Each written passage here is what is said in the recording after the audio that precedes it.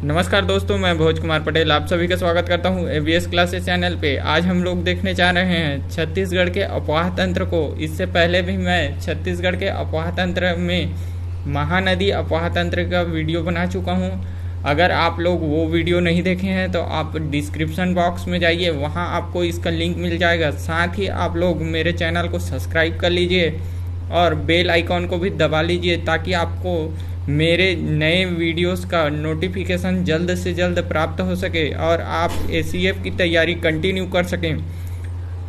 इससे पहले भी मैं एसीएफ सीरीज में 6 वीडियोस ला चुका हूं। आप लोग उन सभी वीडियोस को भी देख सकते हैं और निरंतर एसीएफ की तैयारी कर सकते हैं।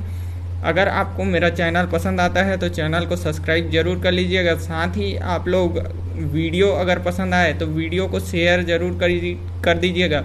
साथ ही लाइक और कमेंट जरूर कीजिएगा। हाँ, अगर आपको मेरे वीडियोस में कोई खामी नज़र आती है तो आप लोग कमेंट करके मुझे बता सकते हैं ताकि मैं आने वाले वीडियोस में उसको इम्प्रूव कर सकूं। तो चलिए हम लोग आज देख लेते हैं छत्तीसगढ़ के जो बचे हुए अफवाह तंत्र हैं उनके बारे में। तो हम लोग आज शुरू करने जा रहे हैं छत्तीसगढ़ के नर्मदा नदी अफवाह तंत्र से। तो शुरुआत हम लोग करेंगे नर्मदा नदी अफवाह तंत्र से।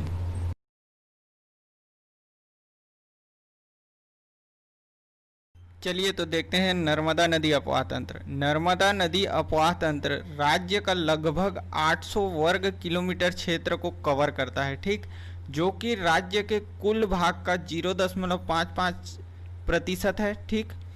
राज्य के पश्चिम भाग में यह मैकल श्रेणी से निकलने वाली केवल 2 नदियाँ, ठीक ना, मैकल श्रेणी से निकलने वाली केवल 2 नदियाँ बंजर व ताड़ा पश्चिम दिशा में बहती हुई नर्मदा नदी में जाकर क्या हो जाती है, विसर्जित हो जाती है, ठीक। मैकल श्रेणी नर्मदा नदी एवं महानदी अफवाह तंत्र को क्या करता है, अलग करता है, ठीक। और जो नर्मदा नदी है उसका उद्गम स्थल कहाँ माना गया है, अमरकंटक को। याद रखिएगा, नर्मदा नदी का उद्गम स्थल कहाँ है आपका, अमरकंटक।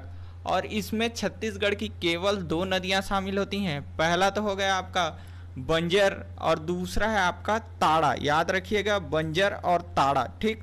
अब बात कर लेते हैं बंजर नदी की, ठीक। तो बंजर नदी मंडला फॉरेस्ट से क्या होता है, इसका उद्गम होता है और बहते हुए ये जाके कहाँ विसर्जित होता है, आपका नर्मदा नदी अफवाह तंत्र में। याद रखिएगा, नर्मदा नदी अफवाह तंत्र की छत्तीसगढ़ की सबसे लंबी नदी कौन सी है, तो बंजर नदी। इसके बाद आते हैं अपन लोग ताड़ा नदी। ताड़ा नदी जो है वो कबीरधाम से निकलता है और जाके मध्य प्रदेश नर्मदा में क्या हो जाता है, विलीन हो जाता है।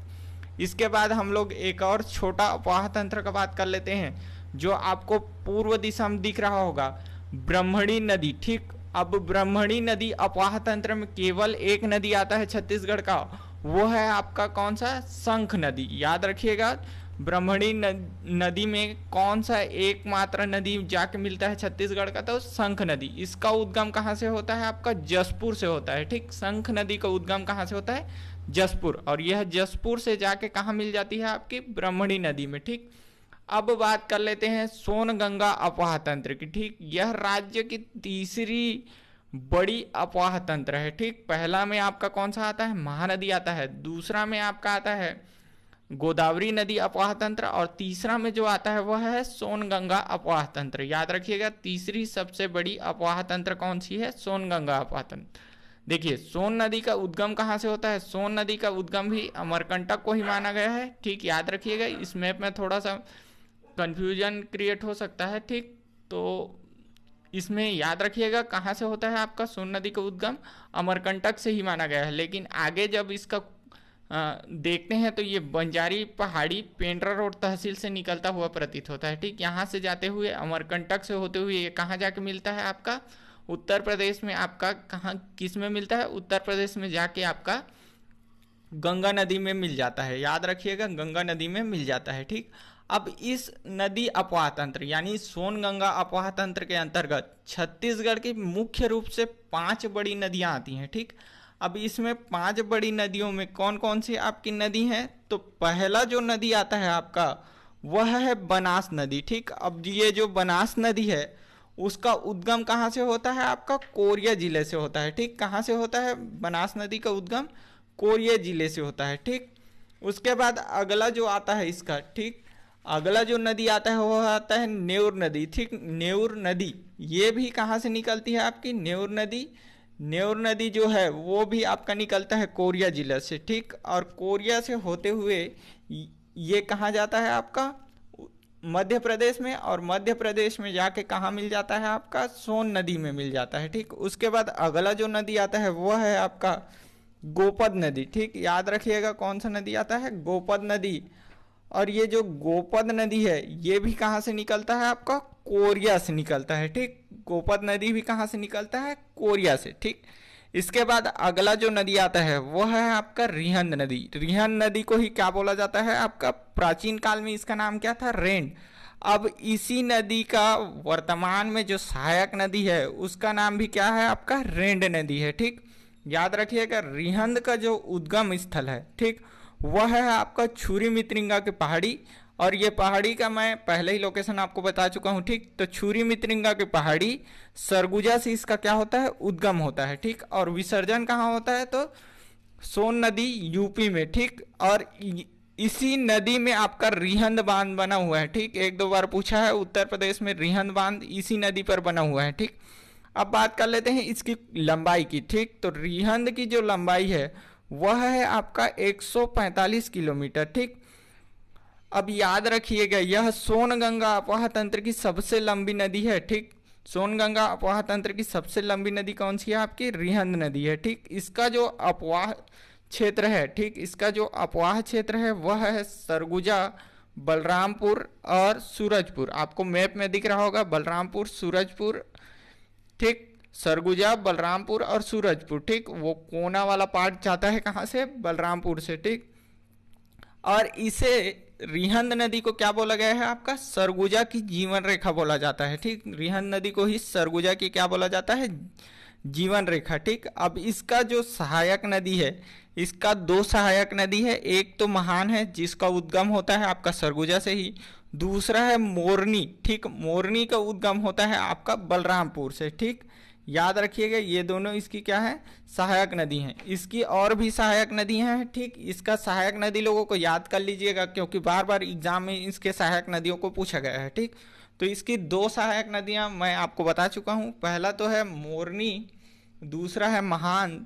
अब बाकी के जो बचे सहायक नदी हैं उनके बारे में जान लेते हैं। इसके बाद आता है गोबरी, उसके बाद सूर्या, उसके बाद घुनघुट्टा और इसका एक और है रेंड, ठीक। तो कई बार पूछा जाता है कि रिहंद नदी का प्राचीन नाम क्या है, तो रिहंद नदी का प्राचीन नाम जो है वो रेंड था। अभी वर्तमान में इसके सहायक नदी को भी क्या बोला जाता है, रेंड नदी बोला जाता है, याद रखिएगा। इसके बाद अगला जो आपका नदी आता है सोनगंगा अफवाह तंत्र में छत्तीसगढ़ का, वो है कन्हार नदी, ठीक। कन्हार नदी का जो उद्गम है वह बखोना चोटी से होता है, ठीक। बखोना चोटी से होता है, तहसील बगीचा है, ठीक। यानी बगीचा तहसील में कौन सा पड़ता है आपका, बखोना चोटी। और जिला कौन सा है, तो जसपुर जिला में, ठीक। तो कन्हार नदी का उद्गम कहाँ से होता है आपका, जसपुर जिला, बगीचा तहसील, बखोना चोटी से इसका क्या होता है, उद्गम होता है। विसर्जन किस में होता है, तो सोन नदी में होता है, ठीक। कन्हार का कुल लंबाई जो है वह है आपका 115 किलोमीटर। अब इसकी सहायक नदियों के बारे में जान लेते हैं। तो इसका जो सहायक नदी है वह है सिंदूर, दूसरा है गलफुल्ला और तीसरा है कौन सा, पेंगन, ठीक। याद रखिएगा ये तीन इसकी क्या है, सहायक नदियां हैं। और जो कन्हार है उसी में कोठली जलप्रपात भी है, ठीक। याद रखिएगा कन्हार नदी में ही कौन सा जलप्रपात है आपका, कोठरी जलप्रपात है, ठीक। तो ये आपका सोनगंगा अफवाह तंत्र यहाँ तक में खत्म होता है। अब एक आपका अफवाह तंत्र बच जाता है, कौन सा, गोदावरी नदी अफवाह तंत्र। तो चलिए हम लोग देख लेते हैं गोदावरी नदी अफवाह तंत्र के बारे में, ठीक। तो शुरू करते हैं गोदावरी नदी अफवाह तंत्र।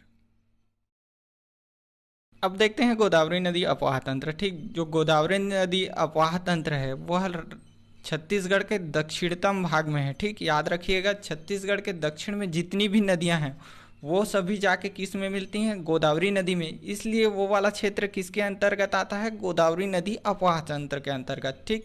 याद रखिएगा गोदावरी नदी जो है वो छत्तीसगढ़ में नहीं बहता है, ठीक। छत्तीसगढ़ से 24 किलोमीटर दूर से बहते हुए ये निकल जाता है आपका कहाँ, आगे की तरफ, ठीक। लेकिन जो छत्तीसगढ़ की प्रमुख नदियां हैं जैसे इंद्रावती और सबरी, ये दोनों जाके किस में मिलती हैं, आपकी गोदावरी नदी में मिलती हैं। इसलिए ये जो छत्तीसगढ़ का दक्षिण भाग है वो किस अपवाह तंत्र के अंतर्गत आता है, तो गोदावरी नदी अपवाह तंत्र के अंतर्गत, ठीक, याद रखिएगा। अब बात कर लेते हैं ये कितने क्षेत्रफल पे फैला हुआ है आपका गोदावरी नदी अपवाह तंत्र। तो छत्तीसगढ़ के लगभग बस्तर संभाग को पूरी तरीके से कवर करता है आपका कौन सा, गोदावरी नदी अपवाह तंत्र, याद रखिएगा, ठीक। जो कि राज्य के 29% भाग है, ठीक ना, लगभग 29% भाग को कवर करता है कौन सा, गोदावरी नदी अपवाह तंत्र, ठीक। अब जो गोदावरी नदी अपवाह तंत्र है उसमें मुख्य रूप से 2 ही नदियां हैं जो छत्तीसगढ़ से जाके उसमें मिलती हैं, ठीक। तो छत्तीसगढ़ की 2 प्रमुख नदियां कौन कौन सी हैं, पहला तो है आपका इंद्रावती नदी, दूसरा है आपका सबरी नदी। ये दोनों मेन नदी है किसका, आपका गोदावरी नदी अपवाह तंत्र का, ठीक। तो अब बात कर लेते हैं गोदावरी नदी की, ठीक। तो गोदावरी नदी का जो उद्गम होता है वो होता है त्र्यंबकेश्वर की पहाड़ी, जिला नासिक, महाराष्ट्र से, याद रखिएगा, त्र्यंबकेश्वर की पहाड़ी, जिला नासिक, महाराष्ट्र से किसका उद्गम होता है, गोदावरी नदी का। और इसका विसर्जन कहाँ होता है, तो इसका विसर्जन जो होता है वो बंगाल की खाड़ी में होता है, ठीक। यह नदी छत्तीसगढ़ में प्रवाहित नहीं होती है, ये मैं पहले ही बता चुका हूँ, ठीक। अब बात कर लेते हैं जो गोदावरी नदी है उसकी प्रमुख सहायक नदियों के बारे में। तो पहला तो आता है आपका इंद्रावती नदी। अब देख लेते हैं इंद्रावती नदी। इंद्रावती नदी जो है उसका उद्गम होता है मुंगेर की पहाड़ी, जिला कालाहांडी, उड़ीसा से, ठीक। मुंगेर की पहाड़ी से इसका उद्गम होता है। और विसर्जन कहाँ होता है, तो विसर्जन होता है तेलंगाना में गोदावरी नदी में, ठीक। अब इसका जो लंबाई है वो है 264 किलोमीटर, ठीक। अब इसके तट पर बसे हुए शहर कौन कौन से हैं, जगदलपुर, बारसूर और भोपालपट्टनम, ये तीनों शहर आपके इंद्रावती नदी के तट पर बसे हुए हैं, ठीक। उसके बाद आपको एक बात और याद रखना है, यह गोदावरी नदी अपवाह तंत्र का क्या है, सबसे बड़ा नदी या सबसे लंबी नदी है, ठीक। अब इसका प्रवाह क्षेत्र बोले तो इसका प्रवाह क्षेत्र कहाँ कहाँ है, तो पहला तो पड़ता है आपको बस्तर, दूसरा दंतेवाड़ा और तीसरा जो है वो है बीजापुर, ठीक। याद रखिएगा ये तीनों क्षेत्र इसके क्या हैं, प्रवाह क्षेत्र हैं, ठीक। अब बात करते हैं इसको बस्तर की क्या बोला जाता है, इसको बस्तर की जीवन रेखा बोला जाता है, ठीक। तो बस्तर की जीवन रेखा कौन सी नदी को बोला जाता है, तो बस्तर की जीवन रेखा आपके इंद्रावती नदी को बोला जाता है। एक बात और आप लोगों को पता होगी, जो इंद्रावती नदी है उसी में आपका कौन सा जलप्रपात है, चित्रकूट जलप्रपात है, जिसे भारत का क्या बोला जाता है, नियाग्रा बोला जाता है, ठीक ना। ये भारत का सबसे चौड़ा जलप्रपात है, ठीक। अब बात कर लेते हैं इसकी सहायक नदियों के बारे में। तो जो इंद्रावती है उसकी सहायक नदियों को हम लोग 2 भाग में बांट सकते हैं। पहला तो आपका उत्तर से जो नदियां आकर मिलती है उनको उत्तरी सहायक नदी बोल सकते हैं, और दूसरा है दक्षिण से जो नदी आकर मिलती है उसको दक्षिणी सहायक नदियां बोल सकते हैं। अब देख लेते हैं उत्तर की ओर से कौन कौन सी नदी आके मिलती है। तो उत्तर की ओर से कोटरी, गुडरा, निबरा, बोर्डिंग और नारंगी, ये आपकी 5 नदियां हैं जो आके मिलती हैं किसमें, आपके इंद्रावती नदी में, ठीक। उसके बाद दक्षिण से जो नदियां आके मिलती हैं वो हैं चिंता, चिंतावांगू, तालपेरू, नंदीराज, डंकिनी और शंखनी, याद रखिएगा डंकिनी और शंखनी। अच्छा, एक चीज और आप लोगों को याद रखना है, जो इंद्रावती नदी है उसमें बोध घाट बहुउद्देशीय परियोजना क्या है, निर्माणाधीन है, ठीक। अब देख लेते हैं जो इंद्रावती है उसकी सहायक नदियों के बारे में, ठीक। तो पहला जो सहायक नदी आएगा आपका कौन सा आता है, कोटरी, ठीक। तो कोटरी नदी का उद्गम कहाँ से होता है, तो मोहला मानपुर तहसील, जिला राजनांदगांव। आप लोगों को मैं पहले ही बता चुका हूँ, ये वाला पार्ट जो है ये आपका हम लोग अलग से पढ़े थे, क्योंकि जैसे प्राकृतिक विभाजन कर रहे थे वहाँ पर इस पार्ट को हम लोग छोड़ दिए थे, क्योंकि यहाँ से कोटरी नदी निकलता है और ये जाके दंडकारण्य प्रदेश में ही मिल जाता है, ठीक।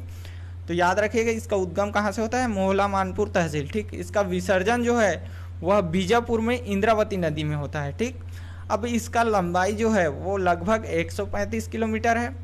एक बात और आप लोगों को कोटरी नदी के बारे में याद रखना है कि कोटरी नदी का प्राचीन नाम क्या था आपका, परलकोट नदी, याद रखिएगा कोटरी नदी का प्राचीन नाम क्या है आपका, परलकोट नदी। अच्छा, एक खासियत और है इस नदी की, तो इस नदी में क्या है, सोने के कण पाए जाते हैं, ठीक। याद रखिएगा, तो कोटरी नदी में क्या है, सोने के कण, ठीक। इससे पहले मैं 2 और नदी बताया था जिसमें सोने के कण मिलते हैं। पहला तो आमनेर था, दूसरा आपका कौन सा था, ईब। इन दोनों में भी आपका क्या है, सोने के कण पाए जाते हैं। ठीक, अब अगले नदी के बारे में बात कर लेते हैं जो कि इंद्रावती की सहायक है। अगली जो नदी है वो है डंकनी नदी। अब डंकनी नदी का उद्गम कहाँ से होता है, डांगरी डोंगरी पहाड़ी से, जो कि है कहाँ, दंतेवाड़ा में। विसर्जन किस में होगा, इंद्रावती नदी में। ठीक, इसके बाद अगला नदी देखते हैं। अगला नदी जो है वो है शंखनी नदी।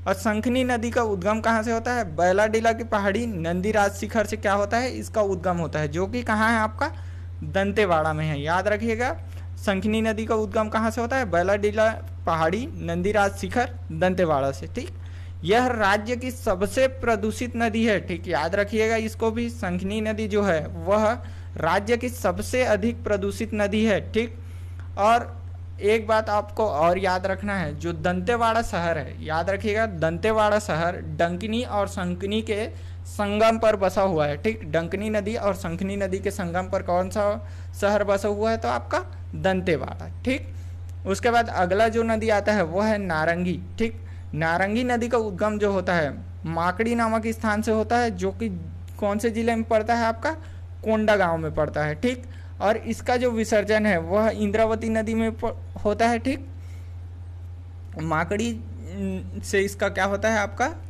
उद्गम होता है, और विसर्जन कहाँ होता है, इंद्रावती नदी में। ठीक, इसका प्रवाह क्षेत्र कौन कौन सा है, कोंडा गांव और बस्तर। ठीक, उसके बाद अगला जो, हाँ एक बात और याद रखिएगा, कोंडा गांव जो शहर है वो किसके किनारे बसा हुआ है, तो इसी नदी के किनारे, यानी नारंगी नदी के किनारे बसा हुआ है, कौन सा, कोंडा गांव। ठीक, उसके बाद अगला जो नदी आता है वो है आपका गुडरा। गुडरा का उद्गम स्थल कहाँ है, तो नारायणपुर से, और विसर्जन कहाँ होता है आपका, ये इंद्रावती नदी में ही होता है। ठीक, इसका भी विसर्जन कहाँ होगा, आपका इंद्रावती नदी में। ठीक, और बहता कहाँ है, केवल और केवल आपका कौन से में, बीजापुर में। ठीक, उसके बाद अगला जो नदी आता है हम लोग बात कर लेते हैं सबरी नदी की। ठीक, याद रखिएगा सबरी नदी इंद्रावती का सहायक नदी नहीं है, सबरी नदी अलग से पढ़ रहे हैं। ठीक, गुडरा तक में आपका सहायक नदियां खत्म हो गई इंद्रावती की। अब बात कर लेते हैं हम लोग सबरी नदी की।